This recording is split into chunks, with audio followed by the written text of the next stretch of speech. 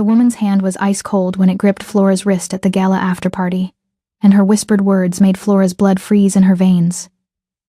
You need to leave him, before it's too late, before he destroys you the way he destroyed me. Flora turned slowly to find herself face to face with the most beautiful Korean woman she'd ever seen, elegant in a designer gown, with eyes that held years of pain and something else warning mixed with regret.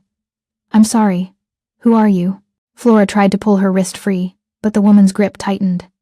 My name is Minseo, and I'm the reason your husband spent 5 years pretending to be someone he's not. Her smile was sad, broken. I'm the woman he actually loved.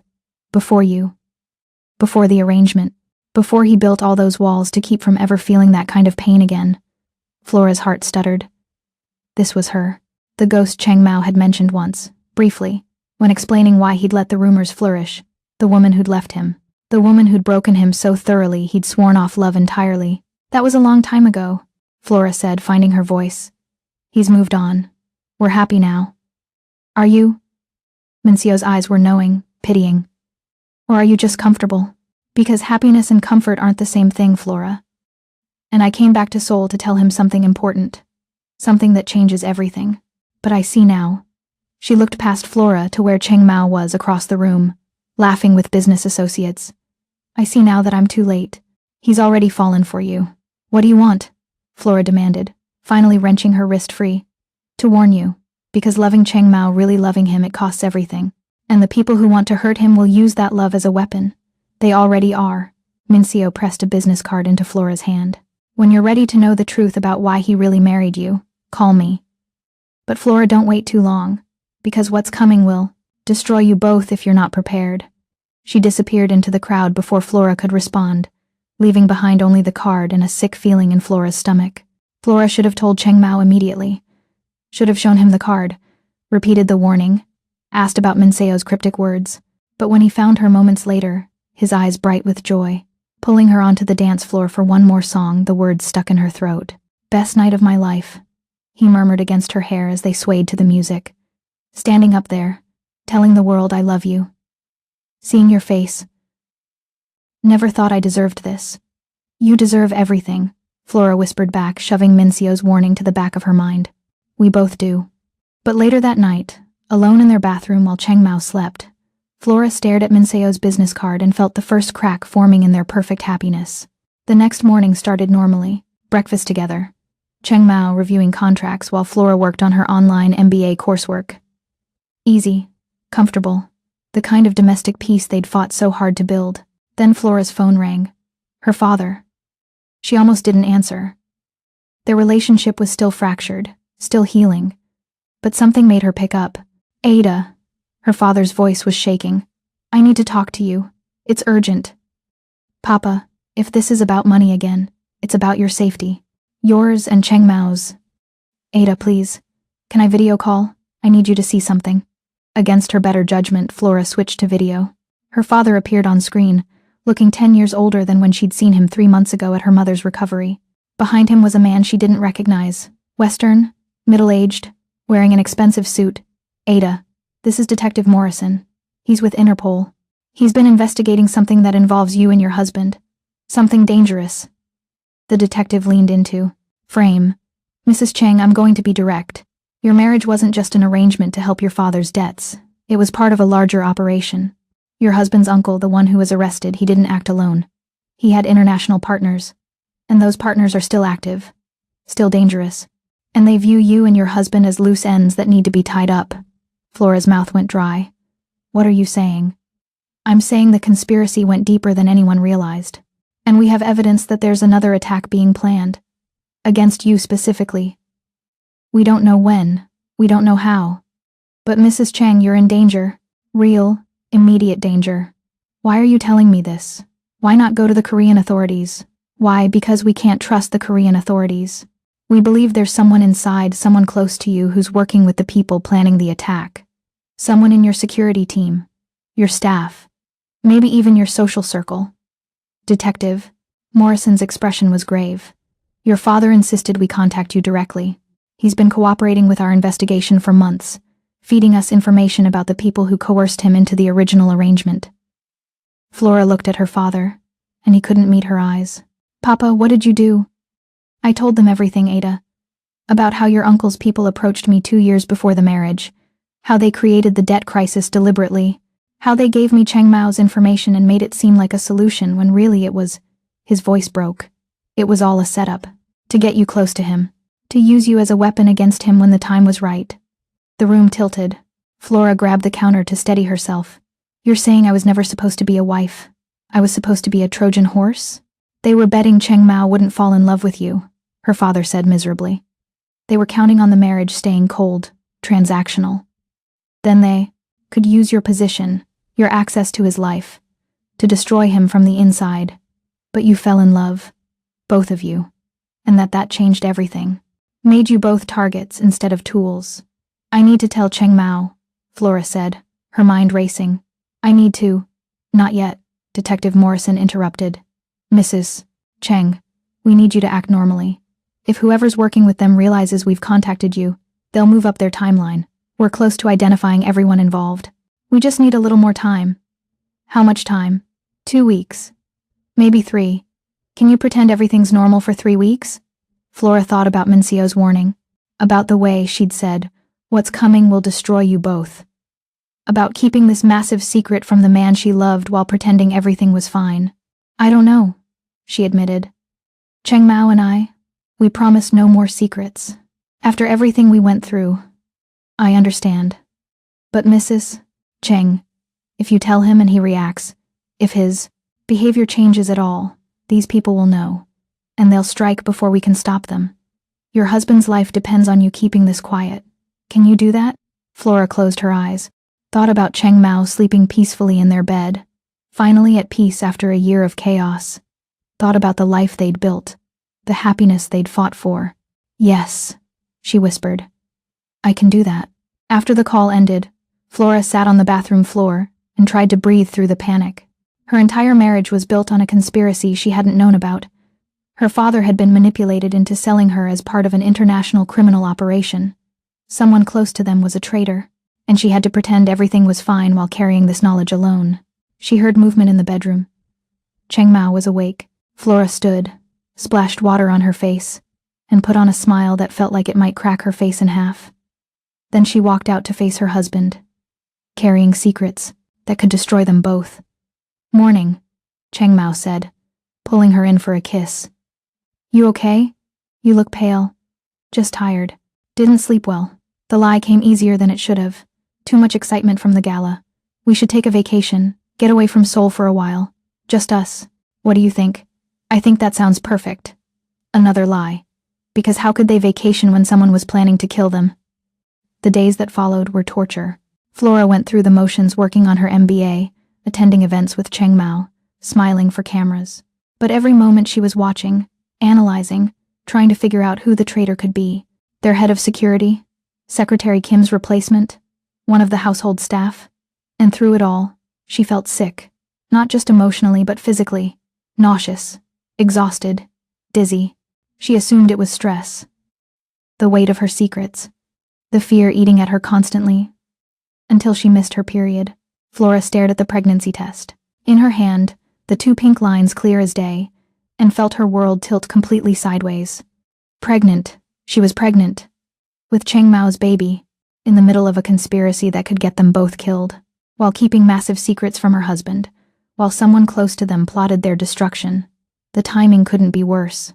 Flora hid the test in the back of a drawer and tried to figure out what to do. Tell Cheng Mao about the baby? But then he'd know something was wrong. Would see through her pretense of normalcy. Keep it secret? But for how long? And what if something happened to her before she got the chance to tell him? That night she made a decision. She called Minseo. They met at a quiet cafe in Gangnam. Flora in sunglasses and a hat, trying to be inconspicuous. Minseo arrived looking effortlessly elegant, and when she saw Flora's face, her expression softened. You know, she said simply. Someone told you what's really happening. How did you? Because I know, too. That's why I came back to Seoul. To warn Cheng Mao. To try to protect him from what's coming. Minseo ordered tea for them both. I was approached 6 months ago by some men claiming to be business associates. They wanted information about Cheng Mao, about his weaknesses, his fears. They offered me money to help them destroy him. Flora's blood ran cold. And did you? Of course not. I loved him once. Maybe I still do in some way. But what we had, it's over. I left him. I chose my career. I don't get to come back and ruin his life just because I regret my choices. Mincio looked at Flora directly. But I pretended to agree, gathered information about their operation instead. And Flora, it's worse than you think. These people aren't just after Cheng Mao's company. They're after his life. Yours too. They want both of you gone. Why tell me this? Why not go to the police? Because I don't know who to trust. And because... Mincio hesitated. Because I know what it's like to love him. To be loved by him. It's consuming. All-encompassing. And I threw it away. You didn't. You fought for it. And I'll be damned if I let anyone take that away from you. Flora felt tears burning. I'm pregnant, she whispered. I just found out. And I don't know what to do. I can't tell him because I'm supposed to be acting normal. But how do I keep this secret when it's everything? Mincio reached across the table and squeezed her hand. You tell him. Tonight. Because Flora, if something happens to you and he never knew about this baby, that would destroy him more than any conspiracy could. But the detective said, screw what the detective said. You and Cheng Mao, your strength is being together. Keeping secrets from each other only makes you vulnerable. Tell him everything. The conspiracy. The baby. All of it. And then you face it together like you faced everything else. Flora knew Mincio was right. Knew that keeping secrets even to protect him was Mincio. The wrong choice. So that evening, when Cheng Mao came home from work, she sat him down and told him everything. She watched his face cycle through shock, fury, fear, and finally something that looked like grim determination. So we're still in danger, he said flatly. Still being targeted. And your father was manipulated into the original arrangement. And there's a traitor close to us. Yes. Flora's voice was small. I'm sorry. I should have told you immediately. I was trying to protect you, but we don't keep secrets. Not anymore. Not ever. Flora, I'm not angry at you. I'm angry at them. At whoever's still trying to hurt us. At this endless cycle of violence and conspiracy. But I'm not angry at you. There's something else, Flora whispered against his chest. Something I need to tell you. She felt him tense. What? I'm pregnant. About 6 weeks. I just found out this morning before my father called. And I didn't know how to tell you with everything else happening, but Mincio said I should, and Cheng Mao pulled back to look at her. And there were tears streaming down his face. You're pregnant? We're having a baby? We're having a baby, Flora confirmed, starting to cry too. In the middle of all this chaos and danger and conspiracy, we're having a baby. He kissed her then, fierce and desperate, and full of joy mixed with terror. When they broke apart, he kept his forehead pressed to hers. We're going to fix this, he said firmly. We're going to find whoever's threatening us. We're going to end this once and for all. And we're going to raise our child in peace. I don't care what it takes. I don't care who I have to destroy. Our family will be safe. If you're hooked on this story and desperate to know what happens next, smash that like button right now. Your support fuels these stories and I read every single comment. Now let's watch as Flora and Cheng Mao fight for their future. Over the next week, everything changed. Cheng Mao brought Detective Morrison to Seoul, set up a secure command center in their house, and began systematically investigating everyone in their lives. Staff, security, business associates, everyone was scrutinized. Flora underwent her first prenatal appointment in a private clinic, Cheng Mao holding her hand the entire time. Seeing their baby on the ultrasound, tiny, barely formed, but real, made everything more urgent, more desperate. They had to solve this, had to eliminate the threat. For their child, Agent Park from the National Intelligence Service joined the investigation, bringing resources and expertise. Together with Detective Morrison, they started piecing together the conspiracy, and they discovered something that made Flora's blood run cold. The original marriage contract, the one her father had signed, had a hidden clause. One her father claimed he'd never seen. If Flora and Cheng Mao produced an heir within 2 years, her family would receive additional money and support. But if they didn't, if the marriage remained childless, her father would owe double the original debt. They were betting on you being gay, Agent Park explained to Cheng Mao. Betting that the marriage would be cold, childless, that Flora's father would end up owing millions more, giving them leverage over both families. But we fell in love, Flora said slowly. We're having a baby, which means you completely destroyed their plan, Detective Morrison finished. And now they want to salvage what they can, which is why they need you both dead. Dead before the baby's born, dead before the clause can be fulfilled, dead so they can claim the marriage was fraudulent and the contract void. Who? Cheng Mao's voice was deadly calm. Who's behind this? Give me names. They laid out what they'd discovered. Cheng Mao's uncle had been working with an international criminal syndicate specializing in corporate espionage and fraud. The syndicate had tentacles everywhere, legitimate businesses fronting for illegal operations, corrupt officials on their payroll, assassins for hire when needed, and the person coordinating everything in Seoul? Someone Flora and Cheng Mao trusted implicitly. Someone who had access to their home, their schedules, their private information. Someone who'd been feeding the syndicate intelligence for over a year. The reveal came 3 days later during a security briefing. Agent Park pulled up surveillance footage showing their head of household staff, Mrs. Kang, the woman who'd been with Cheng Mao's family for 15 years, meeting with known syndicate members, passing documents, receiving payment. No, Flora breathed. Mrs. Kang? She's been so kind to me. She helped me learn Korean. She's been reporting your every move, Agent Park said grimly. Your doctor appointments, your routines, when you're alone. Everything they'd need to plan an attack. Cheng Mao's face was carved from stone. Where is she now? We have her under surveillance. We're waiting to see who else she contacts before making arrests. We believe she's part of a larger cell. Taking her too early would spook the others. How long? Cheng Mao demanded. 3 days, maybe 4. Then we move. But they didn't have 4 days. That night, Flora woke to the sound of breaking glass. Not from their bedroom, from downstairs. She shook Cheng Mao awake, her heart pounding.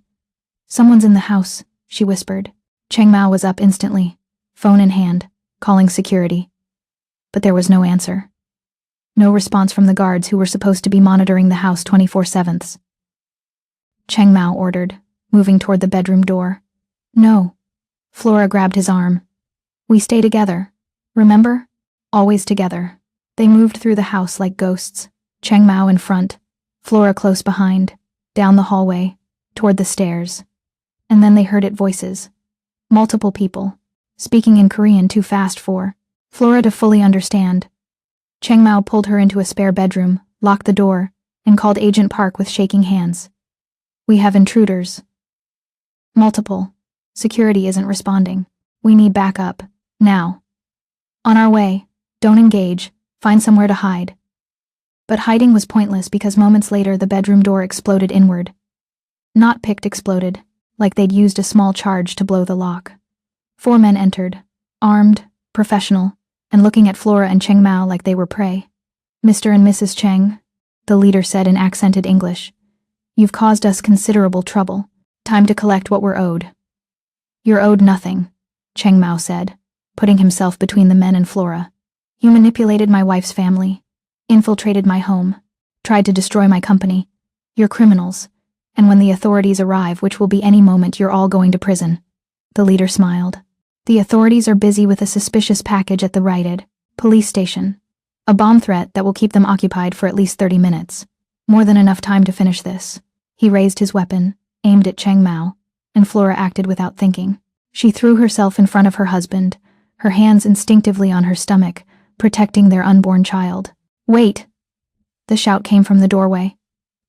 Mrs. Kang stood there, her face pale. Wait. You said this was just about the company. About money. You didn't say you were going to kill them. Mrs. Kang, the leader said patiently. Did you think we were going to let them live? They know too much. And the wife is pregnant, which destroys the entire contract structure. They have to die. You knew this. No. Mrs. Kang's voice shook. I thought I was told you just needed information. I never agreed to murder. These people, they're good people. They don't deserve. Shut up. The leader didn't even look at her. You're a means to an end. And frankly, you're a loose end.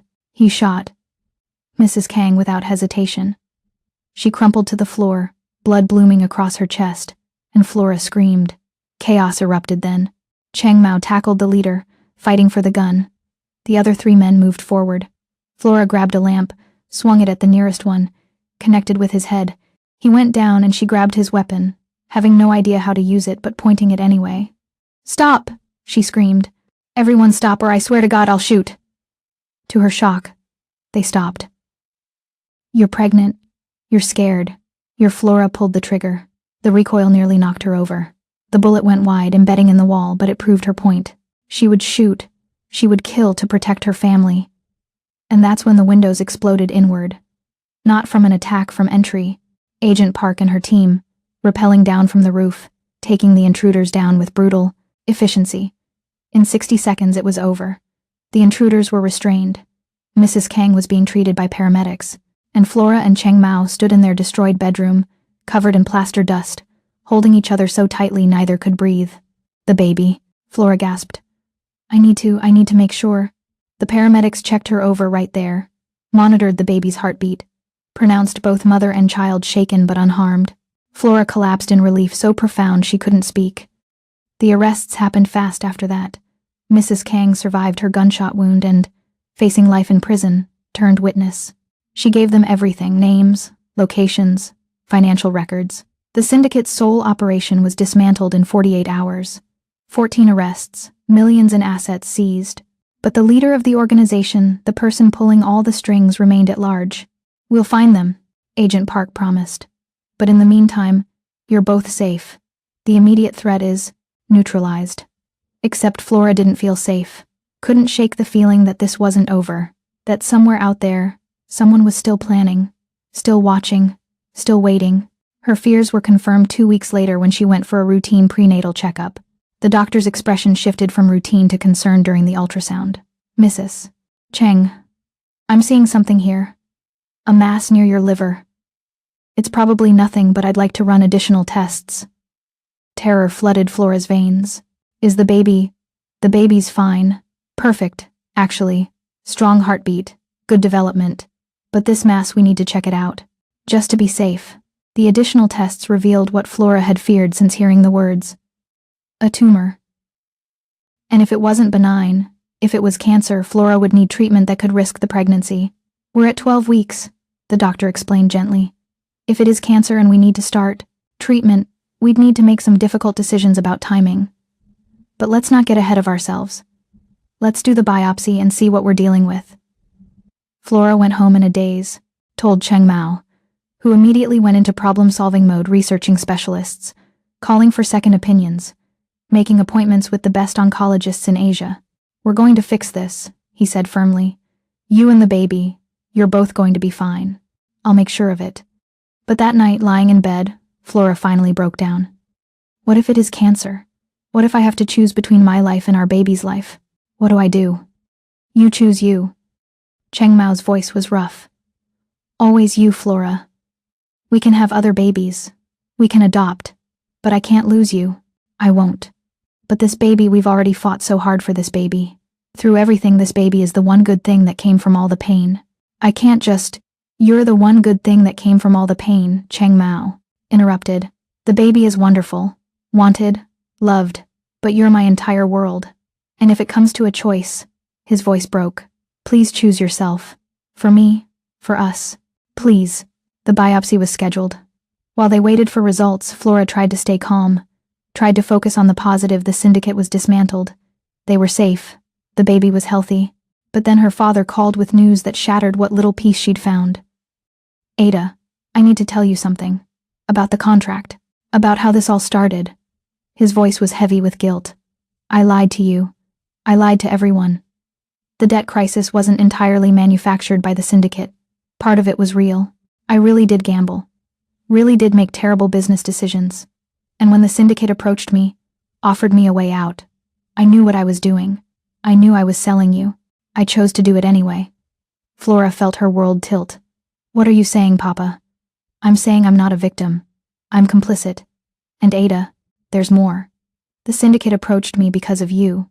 Not randomly. They'd been watching you. Knew you were smart, beautiful, perfect for what they needed. They created the opportunity for me to fail, yes. But I took it. Willingly. Because the alternative was losing everything." "You knew," Flora whispered. "All along you knew you were selling me into a conspiracy. I thought I was saving the family." I thought, I'm a coward who sacrificed his daughter to save himself. And I'm sorry. I'm so sorry. Flora hung up, sat in silence, and realized that almost everything about her marriage was built on lies. Her father's lies, the syndicate's manipulation, even her own lies when she'd kept secrets from Cheng Mao. How was she supposed to build a future on such a fractured foundation? The biopsy results came back benign. Flora and the baby were both healthy. Relief should have been overwhelming. Instead, Flora just felt numb. Because healthy or not, pregnant or not, happy or not, she was drowning in revelations that kept reshaping everything she thought she knew. That night, Flora stood on their balcony staring at Seoul's lights and made a decision. She was done with secrets, done with lies, done with half-truths and manipulations. She pulled out her phone and called Detective Morrison. I want to know everything. Every detail about the syndicate, about their leader, about who's still out there. No more protecting me from the truth. I want all of it. Mrs. Cheng, some of this information is classified. I don't care. My father lied to me. The syndicate used me. People keep deciding what I should and shouldn't know about my own life. I'm done with that. Either you tell me everything or I'll find out myself. There was a long pause. Then, okay. But you're not going to like what you learn. He was right. She didn't like it. The syndicate leader was someone she'd never met but who had shaped her entire life. A Korean-American businessman named Marcus Chen, brother of one of Cheng Mao's former business rivals, who'd committed suicide after losing everything in a deal gone wrong. Marcus blamed Cheng Mao for his brother's death, and when he'd learned about the gay rumors, about Cheng Mao's isolation, about his vulnerability, he'd seen an opportunity for revenge. The entire operation had been about destroying Cheng Mao slowly, using Flora, using her family, creating a marriage that would implode spectacularly, taking Cheng Industries and Cheng Mao's reputation down with it. Except Flora and Cheng Mao had fallen in love, had fought for each other, had survived everything Marcus threw at them, which made Marcus change tactics. If he couldn't destroy them emotionally, he'd destroy them physically. Hence the attacks, the attempted assassination, the threats. Where is he now? Flora demanded. We don't know. He disappeared after the arrests. Could be anywhere in the world. But he's still out there. Still planning. Possibly. Probably. Mrs. Cheng, I need you to understand this man has spent 2 years and millions of dollars trying to destroy you and your husband. He's not going to stop just because we arrested his sole operation. He'll regroup, find another angle. And he'll come for you again. Flora felt ice in her veins. Then we'll be ready. We'll find him first. But finding Marcus Chen proved impossible. He'd gone to ground completely. No financial transactions. No travel records. No digital footprint. Like he'd vanished into smoke. Meanwhile, Flora's pregnancy progressed. 16 weeks. 20 weeks. Each ultrasound showing a healthy, growing baby. Each day bringing them closer to becoming parents. Cheng Mao was simultaneously excited and terrified. He read every pregnancy book. Took Flora to every appointment. Started preparing a nursery with obsessive attention to detail, bulletproof windows, reinforced door, security cameras covering every angle. We're building a fortress for our daughter, Flora said, watching him install the third camera in the nursery. Our daughter? He turned, surprised. You know it's a girl? The doctor told me at the last appointment. I wanted to surprise you. Flora smiled. We're having a girl, Cheng Mao. A daughter. He crossed to her, hands on her rounded belly, and Flora saw tears in his eyes. A daughter. We're having a daughter. Are you okay? Flora asked gently. I'm terrified. His voice was raw. A son. I'd know how to raise. But a daughter? In this world? With everything we've been through? Flora, how do I keep her safe? How do I teach her to be strong when I'm scared every moment that someone's going to hurt her? The same way we've survived everything else. Together. We protect her together. We teach her together. We love her together. Flora put her hands over his. She's going to be strong because she's ours. Because she's survived everything already survived, conspiracies and attacks, and her mother's health scares. She's a fighter. Like us. Like us, he agreed softly. They decided to name her Zara, Amara as a middle name, after Flora's best friend. Zara Amara Nuosu Cheng. A name that honored both cultures, both families, both sides of her heritage. But naming her made everything more real, more terrifying. Because now she wasn't just the baby. She was Zara. She was a person. She was their daughter who would be born into a world where someone wanted her parents dead. At 28 weeks, Flora woke in the middle of the night to find Cheng Mao standing at their bedroom window, staring out at Seoul. "Can't sleep?" she asked softly. "Can't stop thinking. About Marcus. About what he's planning. About how to keep you and Zara safe." He turned to her. "Flora, I think we should leave. Not forever. Just until Zara's born. Go somewhere remote. Somewhere Marcus can't find us. Where we can have our baby in peace." "And then what? Run forever? Let him control our lives?" "No. Then I hunt him. Systematically. Using every resource I have. But first I get you and our daughter somewhere safe." Flora thought about it. About spending the final months of her pregnancy in hiding. About having Zara in some remote location instead of their home. About living in fear instead of joy. "No," she said finally. "I'm not running. I'm not letting Marcus Chen steal these months from us. We stay. We prepare. And if he comes for us, we face him. Together, Flora, together," she repeated firmly. "That's our strength, remember? We face everything together. And we don't let fear win." Cheng Mao studied her for a long moment, then nodded. "Together. But we're doubling security. Again. And you don't go anywhere without guards. And we live our lives," Flora interrupted. "We don't become prisoners in our own home. We celebrate this pregnancy. We prepare for our daughter. And yes, we stay vigilant. But we don't let Marcus Chen steal our joy." But joy was hard to hold on to when everywhere Flora looked, she saw potential threats. Was that car following them? Was that person watching their house? Was every unknown number a new threat? The paranoia was exhausting. At 32 weeks, Flora attended a prenatal class with other expectant mothers. It should have been normal, relaxing, a chance to connect with women going through the same experience. Instead, Flora spent the entire time scanning for threats, barely able to focus on the breathing exercises. Afterward, one of the other women approached her. Japanese, beautiful, friendly. "You're Flora Cheng, right? I recognized you from the news. The arranged marriage that became a love story?" She smiled. "I think it's beautiful. What you and your husband have gives hope to those of us in complicated situations." Flora forced a smile. "Thank you. That's kind. I'm Yuki. My husband and I are also dealing with family pressure about our relationship. It's nice to see someone who made it work." Yuki handed Flora a business card. "If you ever want to talk, compare notes about navigating intercultural marriages, I'd love to meet for coffee." Flora took the card reflexively. "I'll think about it." But later, showing the card to Cheng Mao, something bothered her. "Does this seem suspicious to you? Her approaching me like that?" Cheng Mao had Agent Park run a background check. Yuki was exactly who she said she was. Japanese woman married to a Korean man. No connection to Marcus Chen or the syndicate. Just a friendly woman making a genuine offer of friendship. "I'm becoming paranoid," Flora said, embarrassed. "Seeing threats everywhere." "With good reason," Cheng Mao pointed out. "But Flora, we can't live like this." "You were right. We need to find balance between vigilance and life." They tried. They really tried.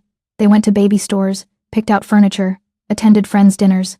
They celebrated Thanksgiving with Amara, who'd flown in from Lagos. They posted carefully curated photos on social media showing their happiness. And underneath it all, they were always watching, always waiting, always preparing for the attack they knew was coming. At 36 weeks, Flora was put on modified bed rest. The pregnancy was progressing normally, but the doctor wanted her taking it easy. So Flora spent her days reading, working remotely on her MBA, and driving herself slowly insane with inactivity.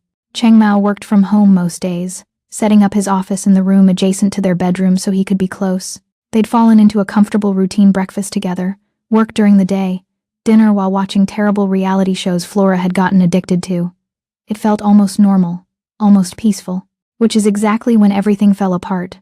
Flora was alone in the house. Cheng Mao had an unavoidable meeting at the office. The household staff had the day off when her phone rang. Unknown number. She almost didn't answer. But something made her pick up. "Flora." The voice was male, American accented, cold. "My name is Marcus Chen. I think it's time we talked." Flora's blood turned to ice. "How did you get this number?" "I have access to everything about you. Your phone, your medical records, Your bank accounts. Your schedule. I've been watching you for 2 years, Flora. I know you better than you know yourself. He paused. I know you're 36 weeks pregnant. Know you're alone in the house right now. Know that your husband is 20 minutes away at minimum. Know that your security team is doing a shift change in... A pause.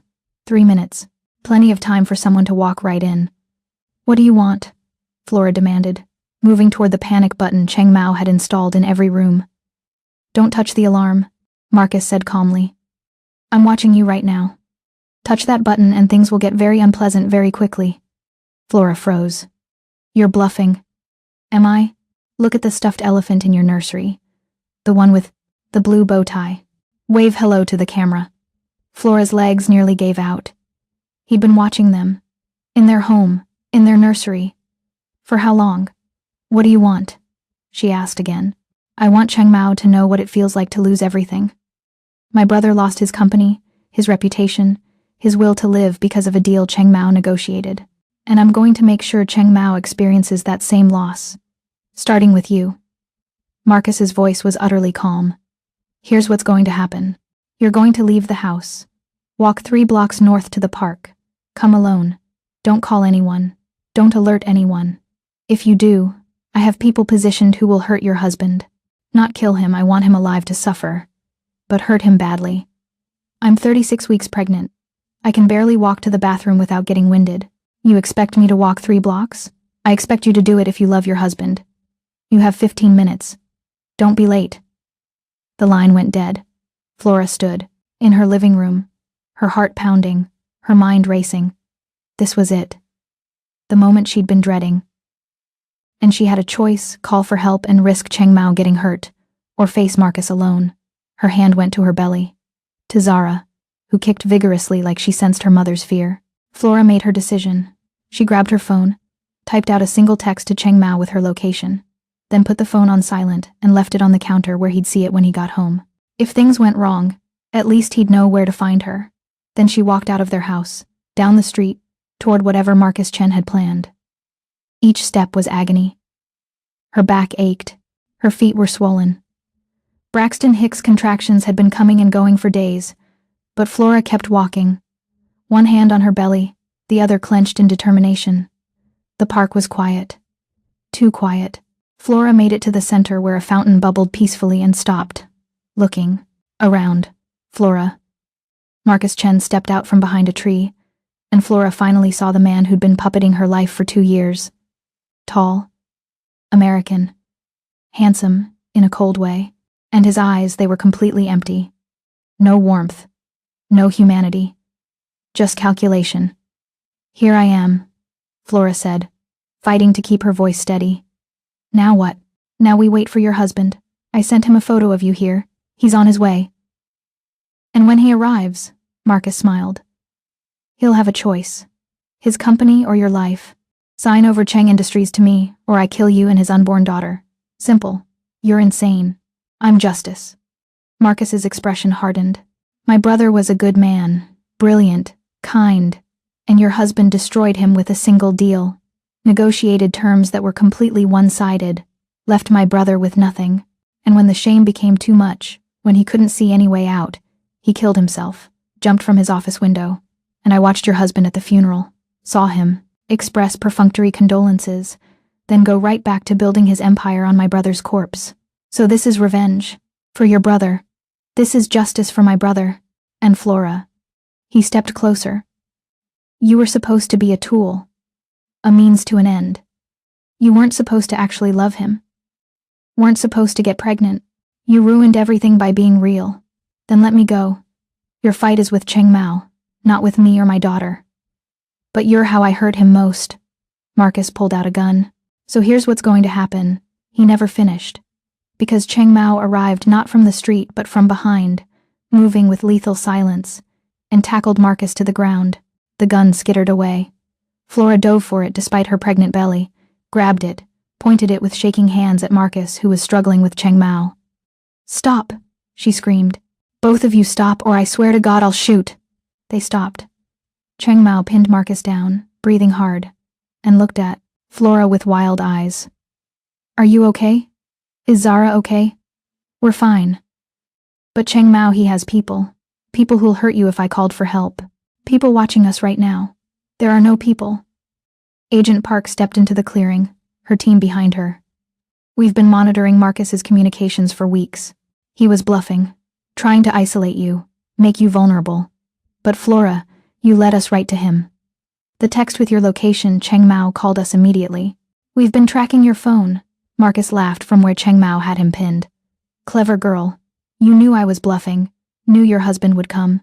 You set this up. I set nothing up. Flora lowered the gun with shaking hands. I just knew that Cheng Mao and I are stronger together. And that you're a man who lost everything and decided to destroy others instead of rebuilding. You're not justice, Marcus. You're just broken. Agent Park's team arrested Marcus. Read him his rights. Took him away. And Flora collapsed against Cheng Mao, her entire body trembling with delayed fear and relief. It's over, Cheng Mao whispered against her hair. He's gone. It's really over. But as Agent Park led Marcus away, he turned back one more time. You think you've won. But I'm not the only one who wants you destroyed, Cheng Mao. I'm not the only person whose life you ruined. This isn't over. It's never going to be over. And then he was gone, his words hanging in the air like a curse. Flora felt something strange, a tightening in her belly, different from the Braxton Hicks, stronger, more insistent. Cheng Mao, she said slowly, I think I'm in labor. What? You're only 36 weeks, the doctor said. I think the stress triggered it. We need to go to the hospital. Now. The ride to the hospital was surreal. Cheng Mao driving too fast while Flora breathed through contractions. Agent Park following behind to take statements. The sun setting over Seoul in brilliant oranges and pinks. At the Tam hospital, the doctor confirmed active labor. Your baby's coming early, but 36 weeks is safe. Let's have this baby. 14 hours later, as dawn broke over Seoul, Zara Amara Nuosucheng entered the world, screaming her fury at being born into such chaos, and Flora, exhausted and overwhelmed and completely in love, held her daughter and thought, we did it. We survived. Our family made it through everything. Cheng Mao stood beside her, tears streaming down his face, and whispered, she's perfect. Flora, she's absolutely perfect. Zara had Flora's dark skin and Cheng Mao's features. She had tiny, perfect fingers and an impressively loud cry. And when she opened her eyes for the first time and looked at her parents, Flora swore she saw recognition there. For 3 days, they existed in a hospital bubble of joy. Visitors came, Flora's parents via video call, Amara flying in again, Ikenna, Agent Park with flowers and congratulations. Mincio even stopped by with a beautiful gift and genuine happiness for them. And Cheng Mao's mother arrived unannounced, but with traditional Korean baby clothes and an expression that was almost warm. Everything felt perfect, complete, like they'd finally reached the happy ending they'd been fighting for. Then, on their last night in the hospital before going home, Flora's phone buzzed with a message from an unknown number. A photo of Zara in her bassinet, taken from inside their hospital room. Below it, congratulations on the baby. Such a shame about what's coming. Marcus was just the beginning. The real architect of your destruction is still out there. Still planning. Still watching. And when you least expect it, when you're finally happy, I'm taking everything. See you soon, Mrs. Cheng. Flora's hands shook so badly she nearly dropped the phone. She showed Cheng Mao, watched his face go white, then red with rage. That's impossible, he said. Marcus is in custody. Who is M? Who else is out there? I don't know, Flora whispered, looking at their sleeping daughter. But whoever they are, they're in this hospital. They were in our room. They photographed our baby. Cheng Mao was already on the phone with Agent Park. We have a problem. A big problem. Someone's been in our hospital room. Someone who signed that message. Not Marcus. Someone else. Someone they hadn't identified. Someone still out there. The investigation launched immediately. Hospital security footage was reviewed. Staff was questioned. But whoever M was, they'd been careful. No clear footage. No fingerprints. Nothing but that one photo and a promise of destruction. Flora held Zara closer, looking at Cheng Mao's devastated face, and realized with crushing certainty that Marcus had been telling the truth. This wasn't over.